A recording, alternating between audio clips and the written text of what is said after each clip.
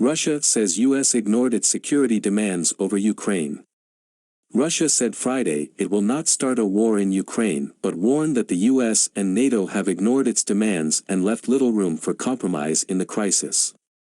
President Vladimir Putin told French President Emmanuel Macron that the West has failed to consider Russia's key conditions of halting further NATO expansion, stopping the deployment of alliance weapons near Russian borders, and rolling back its forces from Eastern Europe, the Kremlin said.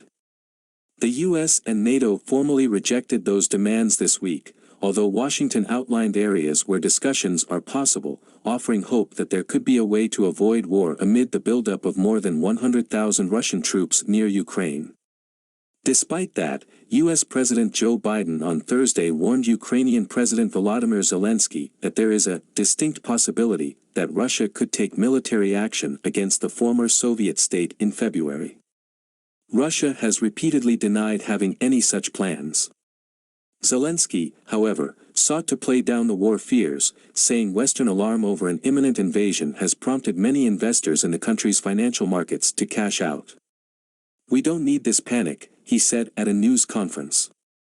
"It cost Ukrainians dearly." Putin told Macron that Moscow will study the US and NATO response before deciding its next move, according to a Kremlin account of their call. Earlier in the day, Putin held a weekly meeting of his Security Council, saying only that it would address foreign policy issues. Putin has made no public remarks about the Western response, but Foreign Minister Sergei Lavrov said it leaves little chance for reaching agreement. "While they say they won't change their positions, we won't change ours," Lavrov told Russian radio stations in a live interview. "I don't see any room for compromise here. There won't be a war as far as it depends on the Russian Federation. We don't want a war," he added. "But we won't let our interests be rudely trampled on and ignored."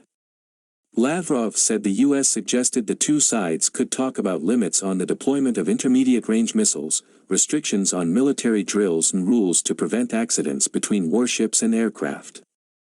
He said that Russia proposed discussing those issues years ago, but Washington and its allies never took them up on it until now.